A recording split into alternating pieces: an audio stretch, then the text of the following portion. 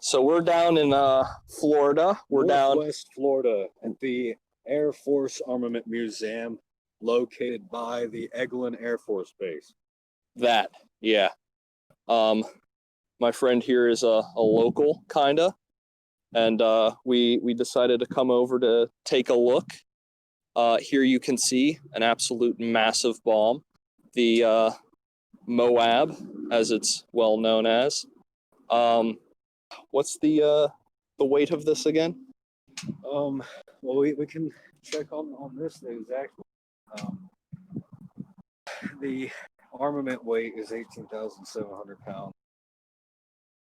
but the overall weight is 21,600. Yep. And I think if I remember correctly, it's satellite guided. Yeah. It's got a guidance system that allows it to fly for 3 miles from the drop point to hit the target. It acts much like the Daisy Cutter bomb, in that it splits apart and just completely annihilates square area. Just completely shreds everything. Yeah. Yep. You saw some people up next to it earlier, so as a nice size comparison. Over here. This, it's just absolutely huge. Just this a behemoth of a bomb.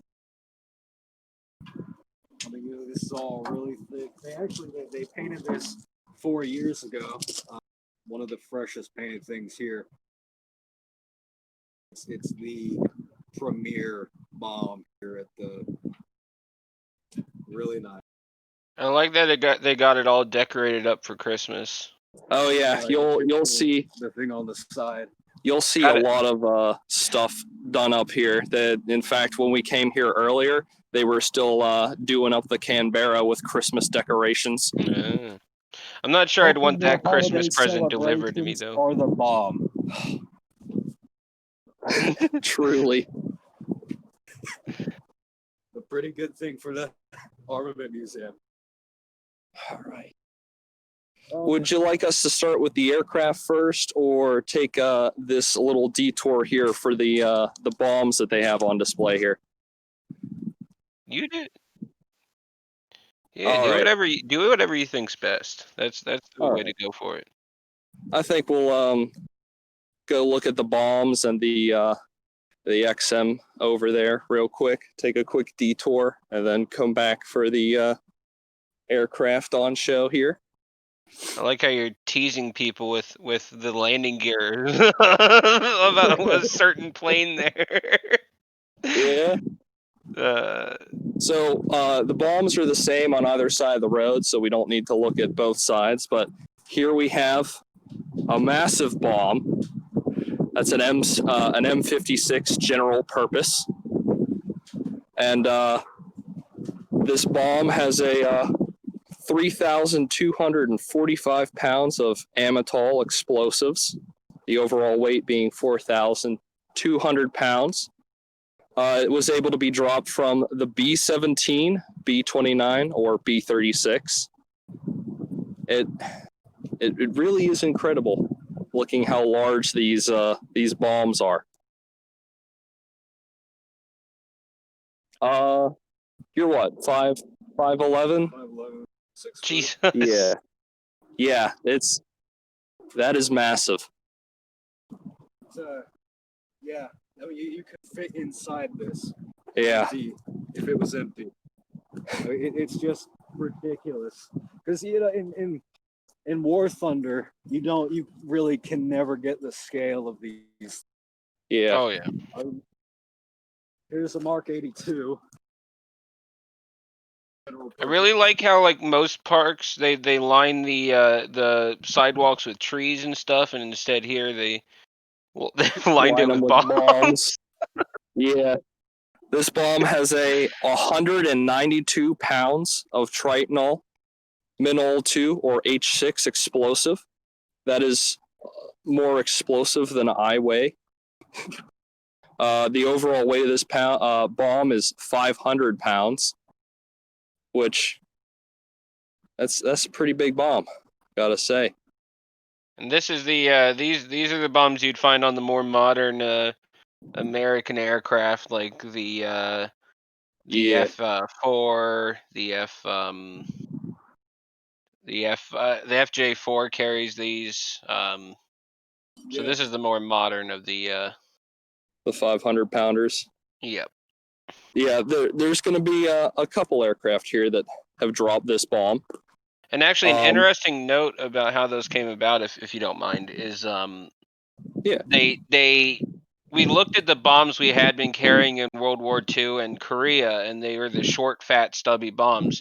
And someone had done the math and found out that about a 1-to-9 width to length ratio is actually a lot more efficient for high-speed carrying externally. So as we went to more external carry on fighters and everything, went to that thinner, longer bomb shape that you see on the Mark 80 family. Yeah, it makes sense. Aerodynamics to keep the speed of the aircraft up. Yep. And this massive bomb is a M117. The total weight of the bomb is about 799 to 826 pounds, with 386 pounds of explosive. That's more than double the last one.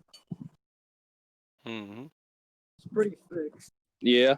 Not as obnoxious as the first one, but yeah, a lot of devastation can be had with this. Yeah, it was actually droppable from aircraft that we already have in the game. The F-100 Super Sabre, the Starfighter, and the Phantom dropped these. Hello there. They actually, what I find surprising about this is they dropped the last of these during, Yes, I believe John it was is Iraq, holding the camera. the invasion of Iraq, the second one in the 2000s. So we still had a large supply of these from Korea onwards, which is the B-52 reportedly dropped 446,600 of these during Operation Desert Storm alone, according to this sign.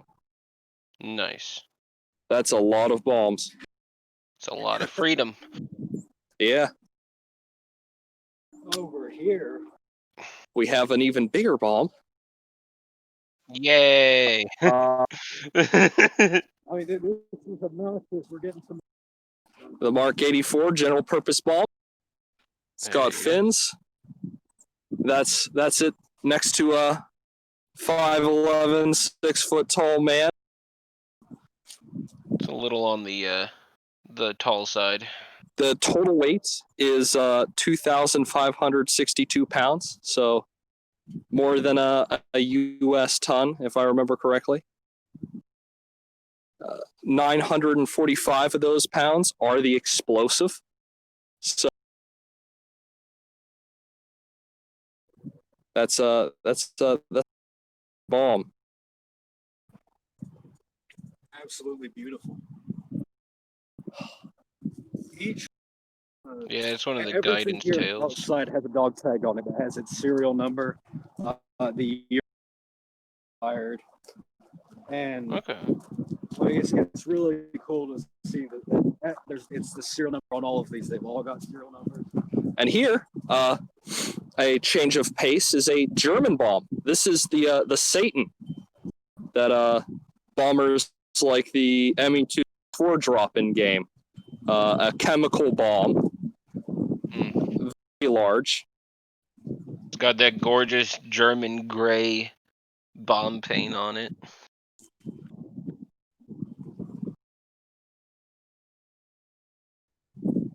The tail always looks a little on the small side for that. Yeah. Thing. It carries 3,968 pounds of phosgene, and the bursting charge ranges from 7 to 33 pounds, depending on which model of Satan being used. So it's definitely a substantial. All right. Do you want to take a look at the armored car first? We can look at the mine. All right. Over here, Hey. it doesn't have a sign. This is actually an aerial dropped mine, believe it or not. Relevant to recent Does it have updates of War Thunder. the name on the dog tag? It's got it on the dog tag. It's an M117 aerial mine, 750 pounds. That's the one? Is that That's the one we have in? No, that's smaller than the one we just got. The ones that the Americans got. Still wouldn't want to get hit by it. Oh, no, definitely not. Over here, all up in a nice Christmas display.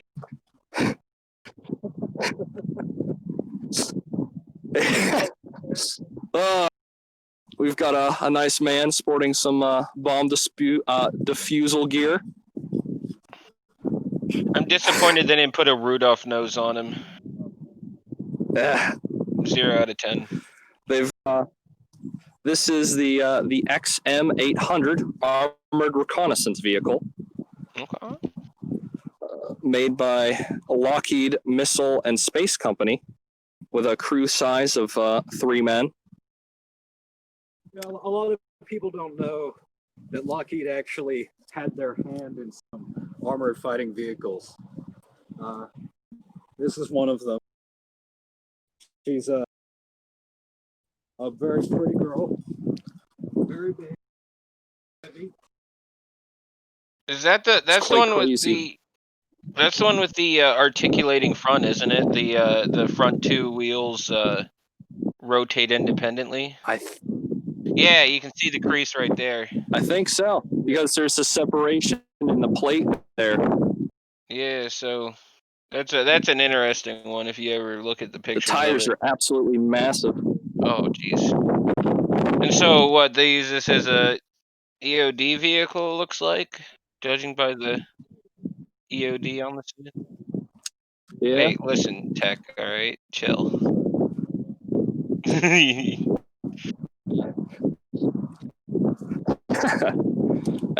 You can see up there the 20 mil was taken out of this, but Boo. yeah, I'd imagine this to be a little zippy vehicle. Oh, yeah. Oh, I mean, you can say that. Very fun to pilot any of the aircraft here. Take a quick little hop over here to the aircraft, the start of the walk around. I'm at 40%. Ah, that's not too bad. It's holding up decently well. Yeah. Yeah, I don't know why at certain levels the battery dissipates really quick, and then sometimes it'll take a while, and then something's up with my phone. Here, I'm sure we have a very... Which one? I'm sorry, what? Yeah, the one to the... The one we just walked past? Yeah, we didn't... Yeah, it's the same as the ones on the right. Oh, what do we have here? Is that an F-16? Well then, you get a look That's at lovely. an airborne F-15. Anyways, back to back to regular scheduled content. Uh-oh. A pretty decent air time. There we go. Not compared to some of the other aircraft. Yeah, it's a large vehicle in its own right, but there will be larger aircraft that we. Yeah, I'm muting myself just to let them talk. You can see the air brake. You can see how low this. If I stand here, I mean this is a pretty low aircraft. Yeah. Yeah, I imagine the air brake was cut because it looks like if it were any longer, it'd be scraping the ground. The MiG-21 is a There's two things that planes are always either. They're either way bigger than you think they are, or they're way smaller than you think they are. And the MiG-21 to me is always one that's way smaller than you'd expect. Yeah. It is all engine, and Oh, that's all it is. That's all it needs. yep. Not much else needed.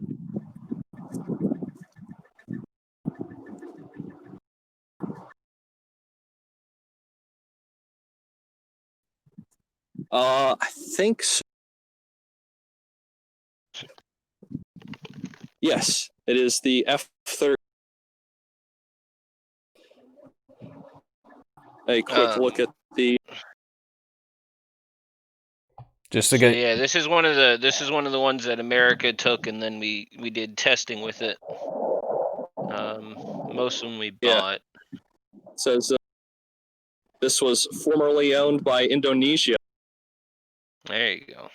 just to let you guys know, it is very windy where they're And at right now. it's done up in the paint scheme used by the USSR for their.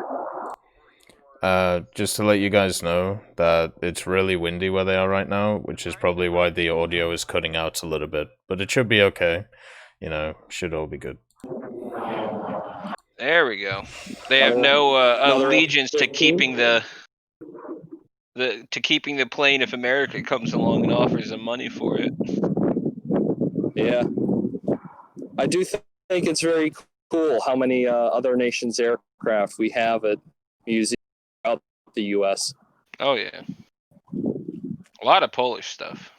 Let's go over to the Bronco. So over here we have a observation aircraft, a push-pull double-engined aircraft. The O2. This is the Bronco, if I remember correctly. No, this is the Skymaster. Yeah, the O2. These guys, they well, I mean, in Vietnam they'd strap rockets to just about anything, and this is a very good example of that. Yeah. This observation aircraft and stuck, as you can see, 12 rockets on it. Rockets, flares, or minigun packs apparently could be mounted to the wing split. Bombs as well, if I recall correctly, but that was less common because yeah, small bombs like 100-pounders, I believe, but it's the O2 is always an interesting design. They got that propeller really done up for Christmas. Yeah. It's all strapped with Christmas lights. You can see the rocket pods, trees. Yeah, I feel like this is another armament that people, when playing video games, don't really comprehend the size of. You know, Yeah. A lot of people think of rockets as being way larger, but these are, you know, sort of like bazookas in their size. Well, the one that's always crazy to me is HVARs are like way bigger than you think they are. Yeah. You always think of in War Thunder as just like, oh, rockets, that's just small armament. But HVARs, they're pretty substantial in size. Oh yeah. Well, right here, the big beauty, the B-47 jet. a very fast jet bomber. Might take you under to look up at the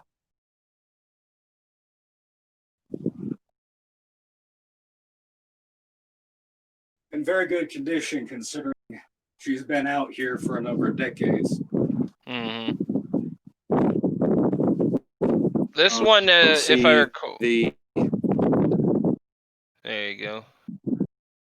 This one, if I recall correctly, was used for testing the F-111's radar system.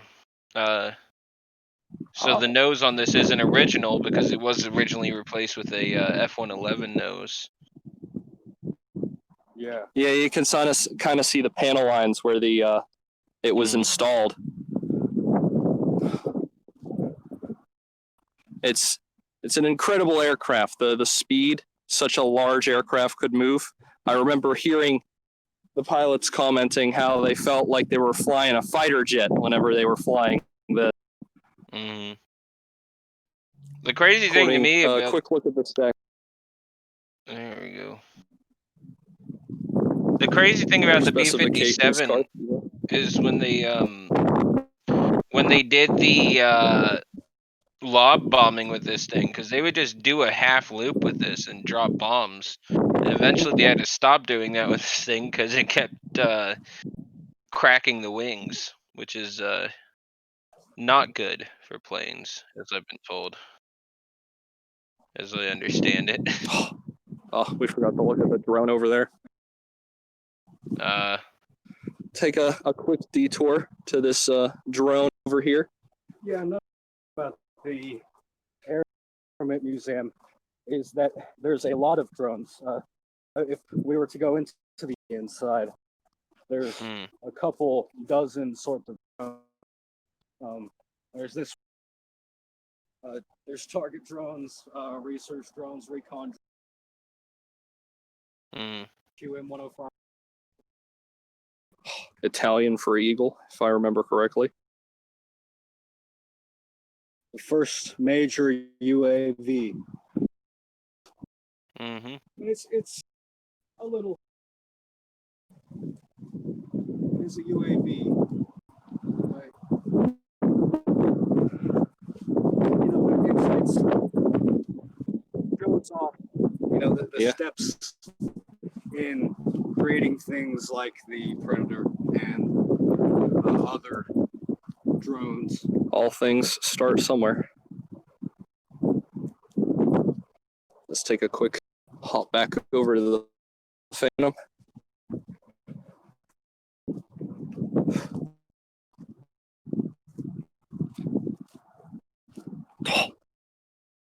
That it used a small piston engine motor. Over here, past the B-47 Stratojet, we have one of two of the F-4 Phantom.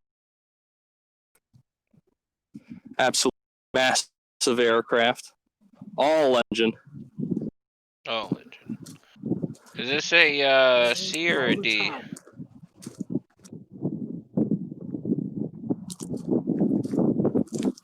I'm sorry, what'd you say, Rocker? Is this a C or a D? Oh, jeez.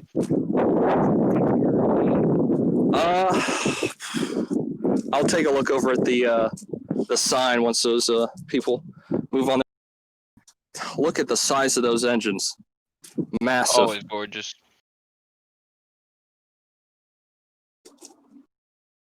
I mean, that's three. Standing back here when those things turn on, I'd be feeling a little warm. That's a lot of marshmallows to roast right there with that thing. Spice. Oh yeah, the tail hook. The tail hook. Absolutely massive. It's just a solid thing of steel to get this plane to stop.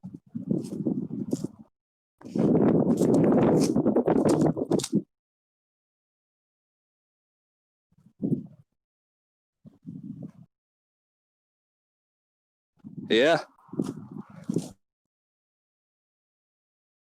All right. Take a quick peek at the side. Seems like this is a C. All right, cool. That's what I thought, but I wanted to. But yeah, no. A lot of there's a lot of Air Force museums that do have a good job of keeping their outdoor aircraft freshly painted and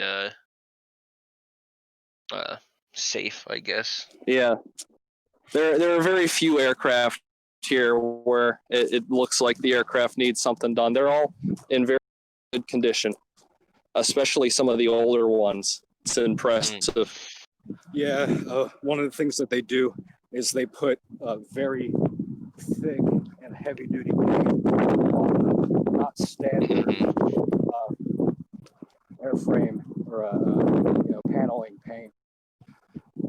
Here we have a familiar face. We've got a couple of these in the game of War Thunder.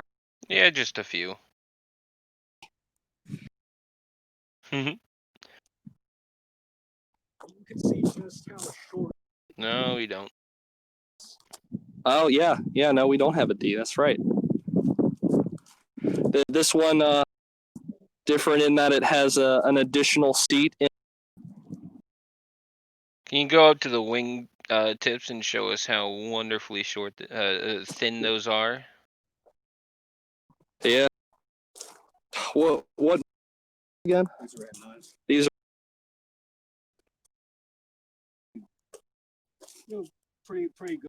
As there's larger ones here. It's incredible how small the wing is to keep craft like this in the air.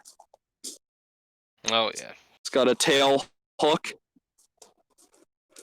I think you were saying earlier. Thing on a carrier is. It's actually really cool that they have a D because the D is they only made things on carriers and off the carrier. They only made like 20 or so of the Ds because they were trainer aircraft. That's the big difference here, Tech, is it's an F4C, but it's dual cockpit. Yeah. For training. Yeah, that's the purpose of the second seat. Yeah. Which is why the cockpit looks so big on it, obviously. I think the sign will say how many were built. 21 F-104Ds. Yep. So not too many of these. This is a more rare sight as far as F-104 Starfighters go. And next to it, we have a kind of lesser known aircraft that definitely dwarfs the Starfighter, and that's the this is specifically the JF-101 Voodoo, but the McDonnell Voodoo. You do that Voodoo. A quick look at the card for you do so well. Nice comparison.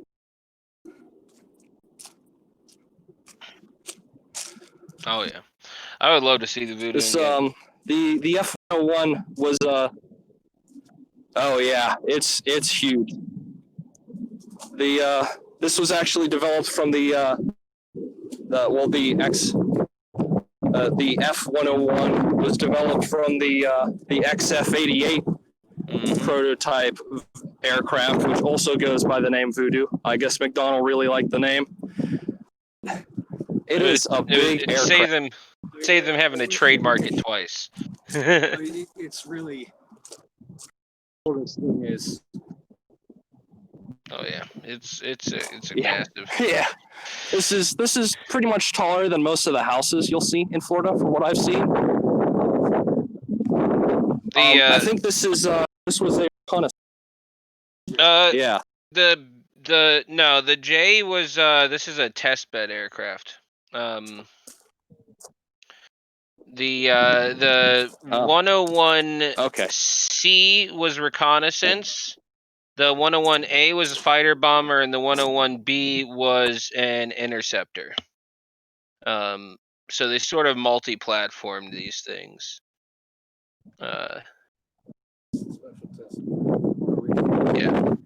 There's one where it's reconnaissance. Yeah, if it's got an R in front of its name, it's reconnaissance. If it's got a J, it's special test. Yeah. There are only 2 of the J's. Let's see. Over here, something that isn't an aircraft, but interesting all the same, is a missile launcher mount. The IM-99 Beaumark launch platform. This one makes me sad. The Air Force Museum and the Air Force Armament Museum had Beaumarks. And they've both been removed and subsequently scrapped and destroyed because their skin is radioactive. So Oh. there's concerns with Well, with displaying them, stand tuned for it. unfortunately. Luckily, there are still a few on display in Canada because apparently Canada doesn't care about that shit. Thank you, Canada. Very cool. I'll take a quick walk. Yeah, Hans, the skin of the Bowmark was made of thoriated magnesium, which is magnesium that's been doped with thorium, which is a radioactive element. That's true. Which means, unfortunately, there are display concerns. Much like a lot of museums that have completely original World War II aircraft have to keep an eye on the radium dials and measure radioactivity because of the radium in them. So there's things get interesting when you get into the older radioactive stuff in Yeah.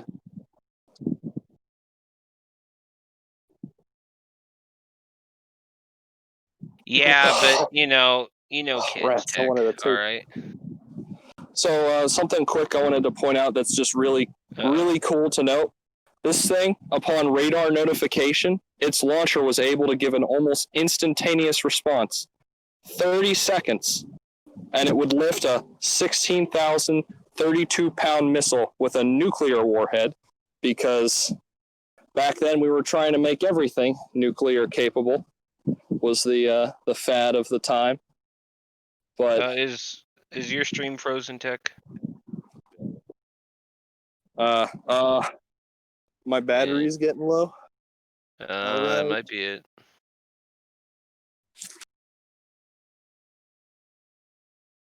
Yeah, well, probably have to, but yeah, we're just we're switching over, guys. So, but yeah, no, the Bowmark cameras. The destruction of the Bowmarks is sad, and I wish it didn't happen, but I can understand where they're coming from a liability standpoint, right?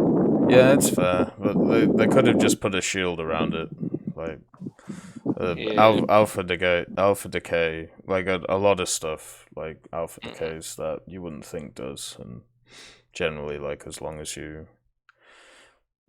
I said, like the only way like alpha radiation is going to do anything to you is if it gets inside, right? So if you eat it, or if you lick something, or if you have a cut, right? But yeah, it's sad, but yeah, I kind of understand.